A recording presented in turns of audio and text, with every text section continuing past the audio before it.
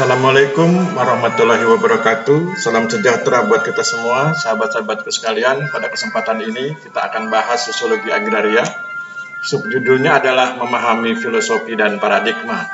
Jadi materi kita hari ini adalah sosiologi agraria, memahami filosofi dan paradigma, yang kemudian nanti akan kita gunakan untuk membedah beberapa isu agraria. Jadi saya ulangi, tema kita hari ini adalah sosiologi agraria, memahami filosofi dan paradigma. Sebelumnya perkenalkan, saya Aristiono Nugroho, Lektor Kepala atau Asosiat Profesor di Sekolah Tinggi Pertahanan Nasional. Saya senang sekali jika bisa berbagi, terutama berbagi tentang pengetahuan yang berkaitan dengan sosiologi agraria.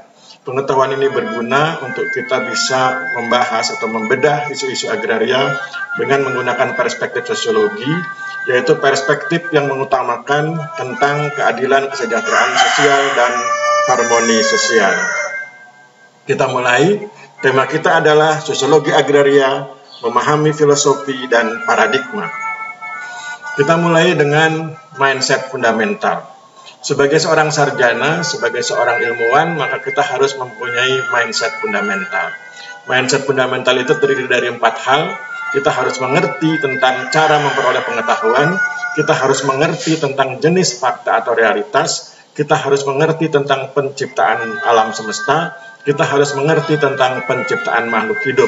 Ketika berbicara tentang penciptaan alam semesta dan penciptaan makhluk hidup, kita paham tentang konsep perancangan cerdas atau intelligent design. Kemudian ketika bicara tentang cara memperoleh pengetahuan, kita mengetahui bahwa pengetahuan diperoleh dengan 3 cara, yaitu melalui pengalaman, melalui pengamatan, dan melalui pemaknaan. Sedangkan mengenai jenis fakta atau realitas, kita mengenal 3 jenis fakta, yaitu fakta rasional, fakta irasional, dan fakta suprarasional. Kita sekarang mulai dengan cara memperoleh pengetahuan. Cara memperoleh pengetahuan itu ada 3 cara. Pertama, melalui pengalaman atau a posteriori. Kedua, melalui pembuktian atau a fortiori, dan yang ketiga melalui pemaknaan atau a priori. Dalam konteks pengalaman atau a posteriori, maka dilakukan oleh sang pengamat atau orang yang sedang melakukan mencari pengetahuan. Dia melakukan suatu kegiatan yang disebut sebagai observasi insidental, observasi sekilas. Misalnya ketika orang punya pengalaman bertemu dengan pemabuk, maka dia mengetahui tentang bagaimana karakteristik orang yang sedang mabuk. Itu dilakukan melalui observasi insidental. Dia tidak merencanakan bertemu dengan pemabuk, tetapi kemudian dia punya pengalaman ketika bertemu dengan pemabuk. Itu adalah observasi insidental atau observasi sekilas. Sedangkan cara memperoleh pengetahuan menggunakan teknik pembuktian atau a fortiori dilakukan melalui observasi atau eksperimen mendalam. Misalnya kalau kita sedang melakukan penelitian tentang keberhasilan reforma agraria di suatu wilayah, maka kita mempersiapkan proposal penelitian, bahkan kita melakukan pra-penelitian, kemudian membuat proposal penelitian, melakukan penelitian lapangan, melakukan studi literatur, melakukan analisis data lapangan, dan lain sebagainya, sampai kemudian dihasilkan sebuah laporan penelitian, dan dari laporan penelitian itu kita hasilkan pula apa yang disebut sebagai policy brief atau policy paper, yang itu kemudian dipandang sebagai sebuah pengetahuan. Maka itulah cara memperoleh pengetahuan melalui jalur pembuktian atau a fortiori. Kemudian cara yang ketiga adalah melalui pemaknaan atau a priori. Pengetahuan diperoleh melalui pemaknaan. Misalnya ketika kita sedang mengamati makna dari pasal 10 Undang-Undang Pokok Agraria yang menyatakan bahwa tanah harus dikerjakan secara aktif. Aktif dalam pengertian ini aktif yang mana? Aktif di masa lalu tahun 1960 atau aktif di masa kini tahun 2021? Tentu beda. Maka kemudian dilakukan perenungan, penafsiran, dan biasanya nanti diperkuat dengan studi literatur. Kemudian kita bisa menemukan sebuah makna bahwa makna aktif dalam konteks tahun 2021 berbeda dengan aktif dalam konteks tahun 1960 ketika Undang-Undang Pokok Agraria dibuat. Jadi itulah bagaimana kita memaknai pasal 10 Undang-Undang Pokok Agraria mengenai istilah aktif. Jadi pada intinya ada 3 cara memperoleh pengetahuan, yaitu melalui pengalaman atau a posteriori, melalui pembuktian atau a fortiori, dan melalui pemaknaan atau a priori, sehingga kemudian diperoleh suatu pengetahuan. Ini adalah mindset fundamental yang harus dipahami oleh seorang ilmuwan atau sarjana. Kita sedang bicara tentang sosiologi agraria, kita sedang berusaha memahami filosofi dan paradigma. Sekarang kita coba melihat tentang fakta atau realitas. Realitas itu tidak tunggal. Realitas itu kalau orang awam biasanya menyebut rasional dan rasional. Tetapi ketika kita pahami secara lebih mendalam, secara lebih ilmiah, maka sesungguhnya fakta atau realitas itu ada 3 macam. Pertama, fakta irasional, yaitu fakta yang ditolak oleh akal manusia. Contohnya tahyul, mitos, dogma. Itu adalah fakta yang ditolak oleh akal manusia. Dia fakta, tapi ditolak oleh akal manusia. Kemudian fakta yang tergolong sebagai rasional, yaitu fakta yang diterima oleh akal manusia. Contoh ilmu, pengetahuan, dan teknologi. Nah, fakta irasional dan fakta rasional merupakan fakta yang berada dalam jangkauan indera manusia. Sementara itu, sesuai dengan kondisi manusia yang sangat terbatas, maka ada hal-hal yang di luar jangkauan indera manusia. Nah, hal-hal yang di luar jangkauan indera manusia itulah yang kemudian disebut sebagai fakta suprarasional. Jadi fakta itu ada 3, fakta irasional ditolak akal manusia, fakta rasional diterima akal manusia, dan fakta suprarasional di luar jangkauan indera manusia. Hal-hal yang di luar jangkauan indera manusia inilah yang disebut atau kemudian dipelajari dengan pendekatan agama lewat konsepsi yang diajarkan oleh para tokoh-tokoh agama. Para nabi, para tokoh agama mengajarkan konsep-konsep yang berada di luar jangkauan indera manusia, kemudian diterangkan dengan cara yang santun, diterangkan dengan cara yang metodologis, diterangkan dengan cara-cara yang baik, sehingga kemudian perlahan-lahan sebagian bisa diterima oleh akal manusia, dan itu kemudian menjadi ilmu dan pengetahuan bagi manusia, tentu saja ilmu dan pengetahuan dalam konteks agama. Jadi inilah fakta, ada 3, irasional, ditolak akal manusia, rasional, diterima akal manusia, dan suprarasional, di luar jangkauan indera manusia. Sekarang mari kita masuk ke hal berikut, tetapi sebelumnya kita pahami bahwa kita sedang mendiskusikan sebuah materi bahasan berjudul Sosiologi Agraria, Memahami Filosofi dan Paradigma. Sekarang kita bicara tentang IPTEK, ilmu pengetahuan dan teknologi. Apa bedanya ilmu pengetahuan dan teknologi? Ilmu atau sains adalah cara mengetahui kaidah, norma, ketetapan atau hukum yang berlaku di alam semesta. Pengetahuan atau knowledge adalah kaidah, norma, ketetapan atau hukum yang berlaku di alam semesta yang berhasil diketahui oleh manusia. Sedangkan teknologi adalah instrumen fisik atau non-fisik yang berhasil dibuat oleh manusia berdasarkan pengetahuan yang dimilikinya. Sebagai contoh, ilmunya fisika, pengetahuannya tentang gravitasi, teknologinya adalah teknologi anti gravitasi. Itulah ilmu, pengetahuan, dan teknologi. Sekarang kita bicara tentang pertanyaan pokok. Upaya manusia dalam memperoleh pengetahuan didasarkan pada 3 pertanyaan pokok, yaitu A, apa yang ingin diketahui, B, bagaimana cara mengetahui, dan C, apa manfaatnya suatu pengetahuan. Ciri-ciri ilmu yaitu bersifat sistematis, rasional, empiris, umum, dan kumulatif. Jadi kalau ingin mengetahui sesuatu, apa yang ingin diketahui, bagaimana cara mengetahuinya, dan apa manfaatnya, maka itu harus dikelola dalam sebuah manajemen keilmuan yang sifatnya sistematis, rasional, empiris, umum, dan kumulatif. Kemudian dari situ bisa diketahui bahwa ilmu itu bernilai atau tidak bernilai. Nilai itu apa? Nilai adalah kualitas atau tingkat kebaikan, kebenaran, dan keindahan yang ada pada sesuatu. Kalau tadi kita sudah kasih contoh, ilmunya fisika, pengetahuannya gravitasi, teknologinya teknologi anti gravitasi. Apa value-nya? Apa nilainya? Apa kualitas atau tingkat kebaikannya? Tingkat kebaikannya tentu bisa dikaitkan dengan bagaimana menciptakan alat-alat medis yang bisa mengobati penyakit yang bisa disembuhkan dengan cara anti gravitasi. Apa kebenarannya? Kebenarannya tentang konsep kesembuhan. Dan apa keindahannya? Keindahannya adalah ketika setiap orang dengan menggunakan ilmu itu, dengan menggunakan teknik itu, bisa membantu orang yang lain. Jadi itulah value, kualitas atau tingkat kebaikan, kebenaran, dan keindahan yang ada pada sesuatu. Kita sedang bicara tentang sosiologi agraria, memahami filosofi dan paradigma. Sekarang kita bicara tentang ilmu dan nilai. ada 3 paradigma yang memiliki pandangan berbeda ketika menghubungkan ilmu dengan nilai.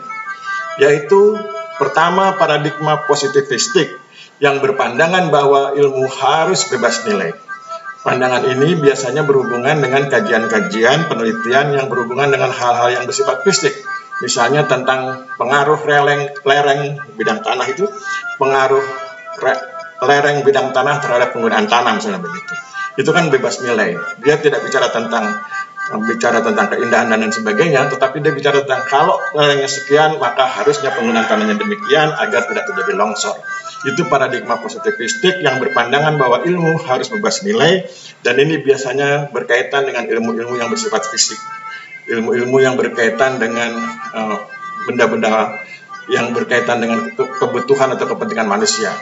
Kemudian ada juga paradigma berikut, paradigma kedua, yaitu paradigma relasional yang berpandangan bahwa ilmu harus memiliki hubungan relatif relasional dengan nilai. Harus ada nilainya loh. Misalnya kalau bicara tentang kesesuaian tanah misalnya, oh tanah ini sesuai untuk kegiatan ini, tanah ini sesuai untuk kegiatan ini, tetapi ketika penetapan itu harus diperhatikan juga tentang value, tentang nilai. Misalnya tanah itu bisa digunakan untuk mendirikan bangunan, tetapi bangunannya tidak boleh bangunan yang menimbulkan amoralitas, ketidakmoralan. Maka misalnya di suatu pemukiman tidak boleh kemudian dibangun lokasi pelacuran, walaupun mungkin tanahnya sesuai, lokasinya strategis, tapi kan itu menjadi tidak bernilai. Maka paradigma relasional yang punya pandangan bahwa harus ada hubungan relatif relasional dengan nilai. Kemudian paradigma ideologis, ini paradigma yang paling valuable. Paradigma ideologis yang berpandangan bahwa ilmu tidak boleh bebas nilai, melainkan harus dikendalikan oleh nilai. Biasanya paradigma ideologis ini berkaitan dengan ilmu-ilmu yang membela kepentingan rakyat atau pro-rakyat. Misalnya ilmu sosiologi, misalnya nanti ada gerakan pemberdayaan masyarakat, ada teknik penyadaran masyarakat. Ini adalah ilmu-ilmu yang berpandangan bahwa ilmu tidak boleh bebas nilai, melainkan harus dikendalikan oleh nilai, sehingga kemudian para ilmuwannya biasanya cenderung memihak. Sebagai contoh, para sosiolog biasanya berpihak pada 3 hal, yaitu pertama, membela keadilan, kedua, membela kesejahteraan sosial, dan yang ketiga, membela harmoni sosial. Jadi paradigmanya adalah paradigma ideologis yang berpandangan bahwa ilmu tidak boleh bebas nilai, melainkan harus dikendalikan oleh nilai. Kemudian bagaimana hubungan ilmu dengan filsafat? Filsafat adalah suatu cara berpikir yang radikal, mendalam, mengakar, menyeluruh, dan mendalam dalam membahas sesuatu.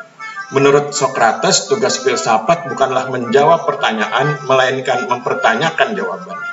Ilmu dan filsafat mengalami relasi, mengalami hubungan ketika filsafat menyediakan ranah atau wilayah untuk memperbincangkan 3 pertanyaan pokok manusia pada saat manusia berupaya memperoleh pengetahuan. Tadi kan ada pertanyaan, mau mengetahui tentang apa, bagaimana cara mengetahuinya, dan apa manfaatnya. Kita sedang bicara tentang sosiologi agraria, memahami filosofi dan paradigma. Sekarang kita coba untuk mengenal filsafat. Filsafat lahir pada abad ke-6 sebelum Masehi dengan tokohnya Thales. Filsafat lahir sebagai bentuk perlawanan para cendekiawan terhadap mitos yang berkembang di masyarakat. Seruan para filosof dari mitos menuju logos, dari hal-hal yang bersifat mistik menuju hal-hal yang bersifat ilmiah. Proses berfilsafat, pertama, melakukan klarifikasi konsep dengan melacak definisi konsep yang sedang dibahas. 2, menyusun argumentasi dengan menjawab pertanyaan mengapa. 3, menyusun pemikiran kritis. Dan yang keempat, merumuskan kebijaksanaan yang berada 1 tingkat di atas kebenaran. Jadi kebijaksanaan itu berada 1 tingkat di atas kebenaran. Pertanyaan manusia tentang apa yang ingin diketahui direspon oleh filsafat dengan menyediakan ranah ontologi, yaitu bagian filsafat yang membahas tentang ada. Ontologi disebut juga ilmu tentang ada. Pertanyaan manusia tentang bagaimana cara mengetahui direspon oleh filsafat dengan menyediakan ranah epistemologi, yaitu bagian filsafat yang membahas tentang ilmu. Epistemologi disebut juga ilmu tentang ilmu. Pertanyaan manusia tentang apa manfaatnya suatu pengetahuan direspon oleh filsafat dengan menyediakan ranah aksiologi, yaitu bagian filsafat yang membahas tentang aksi atau tindakan. Aksiologi disebut juga ilmu tentang aksi atau tindakan. Kita sedang berbicara tentang sosiologi agraria, memahami filosofi dan paradigma. Inilah bagan tentang bagaimana hubungan antara ontologi, epistemologi, dan aksiologi. Jadi misalnya sahabat-sahabat sekalian sedang merancang sebuah konsep penelitian, rancangan penelitian, misalnya ada skripsi, tesis, atau disertasi, maka letakkan itu di tengah, skripsi, tesis, atau disertasi, kemudian lihat unsur ontologinya. Hakikat sesuatu, apa yang ingin diketahui oleh skripsi, tesis, atau disertasi tersebut. Apa yang ingin diketahui? Ontologinya. Kemudian yang berikutnya adalah lihat epistemologinya. Apa yang ingin diketahui tadi sudah di ontologi, yang di epistemologi itu bagaimana cara mengetahui sesuatu. Bagaimana cara skripsi, tesis, dan disertasi yang disusun itu mengetahui sesuatu. Biasanya disebut dengan metodologi. Kemudian yang berikut, skripsi, tesis, atau disertasi itu dilihat aspek aksiologinya. Apa manfaatnya? Jadi kalau misalnya kita sedang meneliti tentang reforma agraria, ontologinya reforma agraria. Apa itu reforma agraria? Kemudian dijelaskan dengan baik tujuan, hakikat, dan lain sebagainya. Kemudian bagaimana mengetahuinya, gunakan metodologi, silakan metode kualitatif, silakan metode kuantitatif, silakan metode pendekatan hukum, dan lain sebagainya. Kemudian yang berikutnya adalah aksiologi. Apa manfaatnya pengetahuan tentang reforma agraria yang sedang dikaji dalam skripsi, tesis, atau disertasi tersebut. Itulah hubungan, itulah relasi antara ontologi, epistemologi, dan aksiologi yang harus ada pada setiap karya ilmiah, skripsi, tesis, dan disertasi. Kita sedang bicara tentang sosiologi agraria, memahami filosofi dan paradigma. Sekarang kita bicara tentang empiris, asumsi, dan rasionalisme. Empiris adalah sesuatu yang dialami langsung oleh manusia dengan menggunakan panca inderanya. Jadi kalau dibilang penelitian empiris, artinya sang peneliti langsung ke wilayah yang diobservasi, kemudian dia mengalami langsung apa yang dia observasi. Asumsi tentang objek empiris. Objek mempunyai kesamaan antara satu dengan lainnya. Berdasarkan asumsi ini, maka objek yang ada dapat diklasifikasi. Taksonomi adalah ilmu tentang klasifikasi sesuatu. Berdasarkan hasil klasifikasi, maka objek yang ada dapat dikomparasi, diperbandingkan, dan dapat dikuantifikasi atau dihitung. Saya ulangi, tadi kita sudah bicara tentang empiris, adalah sesuatu yang dialami langsung oleh manusia dengan menggunakan panca inderanya. Kemudian ada asumsi tentang objek empiris, objek mempunyai kesamaan antara satu dengan lainnya. Nah, berdasarkan asumsi ini, maka objek yang ada dapat diklasifikasi, dikelompok-kelompokkan. Taksonomi adalah ilmu tentang klasifikasi sesuatu. Taksonomi itu adalah ilmu tentang mengelompok-kelompokkan sesuatu. Berdasarkan hasil klasifikasi, maka objek yang ada dapat dikomparasi, diperbandingkan. Oh, si ini beda dengan si ini, si A, si B, dan seterusnya. Ya, dalam konteks kelompok, ya, kelompok objek. Dan dapat dikuantifikasi, dapat dihitung. Kemudian yang berikutnya kita coba bahas tentang rasionalisme. Rasionalisme adalah bagian dari filsafat yang menitik beratkan kajiannya pada rasio. Salah satu proposisi utama dalam rasionalisme antara lain, sesuatu dinyatakan benar bukan karena secara substantif ia benar, melainkan karena ia mampu dikonstruksi sebagai kebenaran melalui argumentasi yang rasional atau logis. Saya ulangi, rasionalisme adalah bagian dari filsafat yang menitik beratkan kajiannya pada rasio. Rasio itu akal pikiran, ya. Salah satu proposisi utama dalam rasionalisme antara lain, sesuatu dinyatakan benar bukan karena secara substantif ia benar, melainkan karena ia mampu dikonstruksi sebagai kebenaran melalui argumentasi yang rasional atau logis. Sekarang kita ambil contoh rasionalisme. Contoh rasionalisme. Sesuatu dianggap benar bila mampu diargumentasikan secara rasional dan logis. Apakah kosong itu ada? Jawabannya, kosong itu ada karena ruang kosong itu ada, sebab di antara kita pernah melihat ruang kosong. Waktu kosong itu ada, sebab di antara kita pernah memiliki waktu kosong. Dengan demikian, ruang dan waktu kosong itu ada, maka kosong itu ada. Meskipun secara substantif belum tentu benar karena membingungkan, tetapi penjelasan itu dianggap benar karena diargumentasikan dengan rasional dan logis. Kita sedang bicara tentang sosiologi agraria, memahami filosofi dan paradigma. Sekarang proses masuknya istilah paradigma. Istilah paradigma atau paradigm pertama kali diperkenalkan oleh Thomas Kuhn dalam karyanya The Structure of Scientific Revolution tahun 1962. Paradigma adalah kerangka berpikir atau gabungan beberapa perspektif. Perspektif adalah cara pandang. Konsepsi Thomas Kuhn ini kemudian dipopulerkan oleh Robert Friedrich melalui karyanya Sociology of Sociology tahun 1970.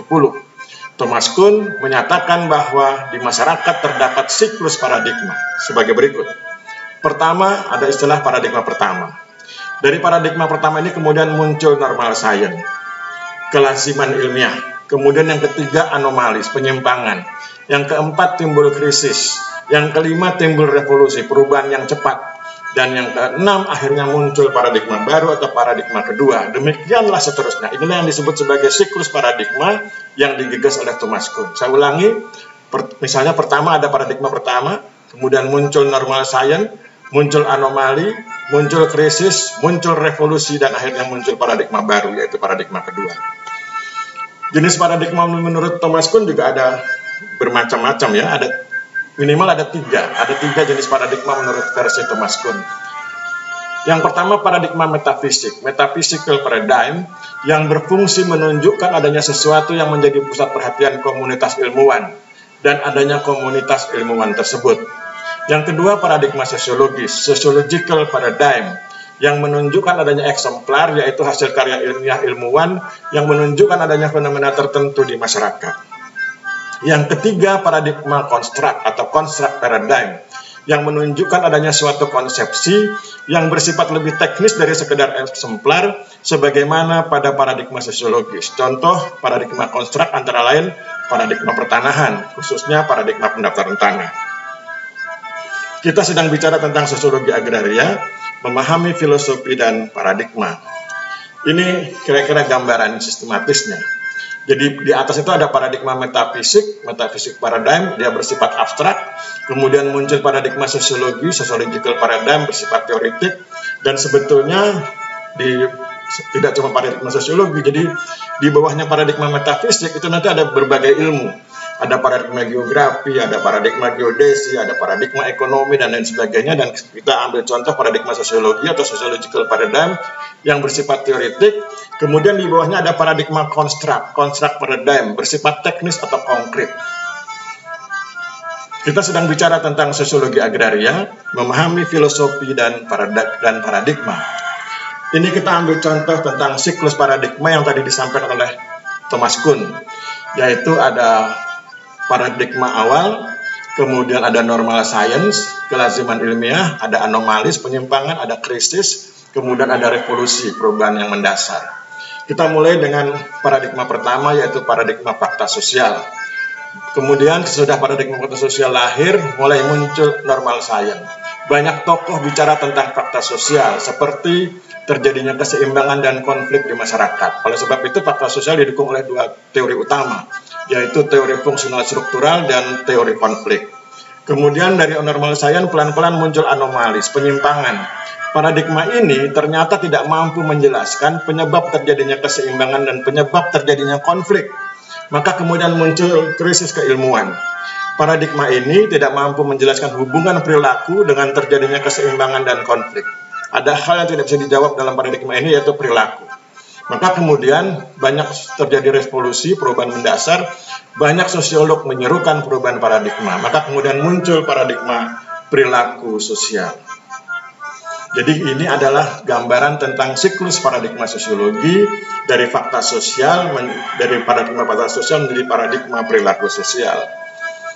Kemudian kita lihat lagi, muncul paradigma perilaku sosial, kemudian ada normal science, banyak tokoh bicara tentang perilaku sosial yang dilatar belakangi oleh reward and punishment.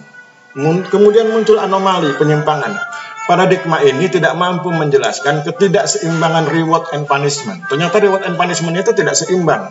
Maka kemudian muncul krisis.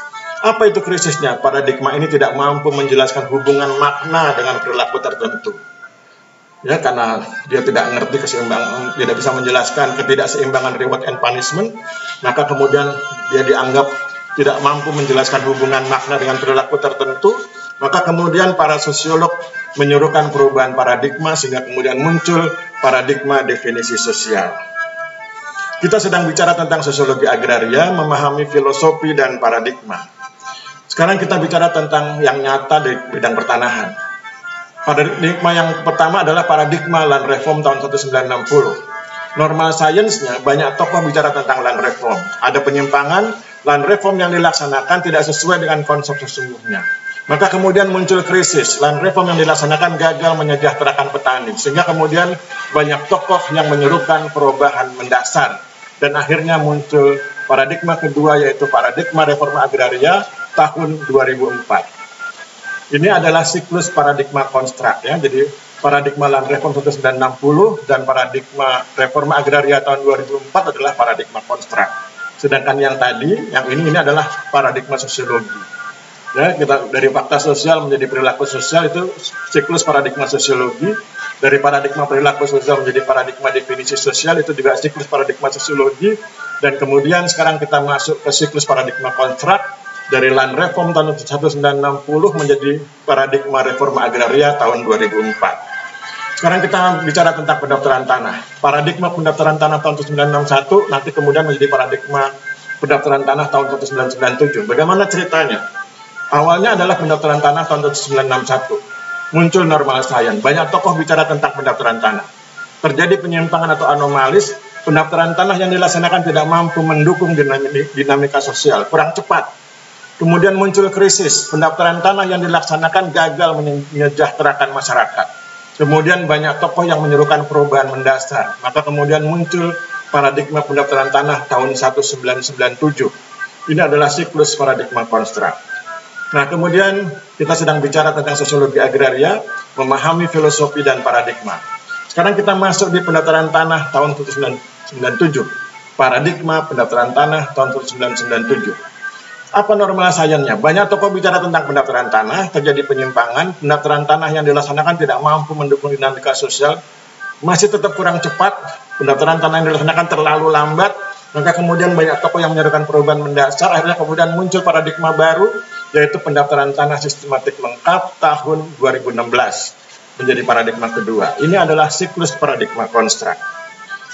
Sekarang kita bicara tentang paradigma, perspektif, dan teori dalam sosiologi. Ketika dinyatakan bahwa paradigma dibentuk berdasarkan teori tertentu, maka sesungguhnya secara detail dapatlah dikatakan bahwa paradigma dalam sosiologi dibangun dari beberapa perspektif, di mana masing-masing perspektif dibangun berdasarkan teori yang dianutnya.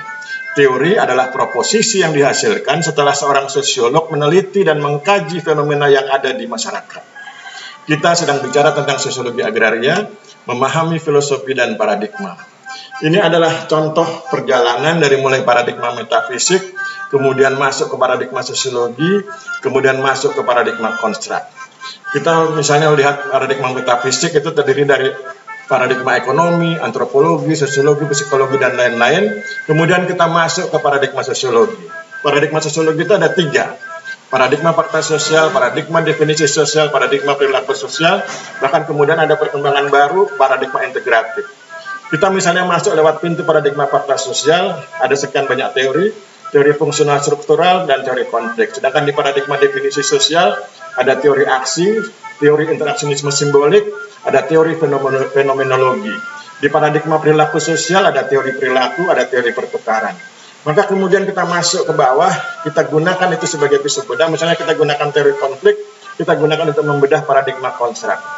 Mana paradigma konstruk yang kita pilih? Ada banyak pilihan, bisa bicara keluarga, bisa bicara komunikasi, bisa bicara pertanahan, bisa bicara kehutanan, dan lain-lain.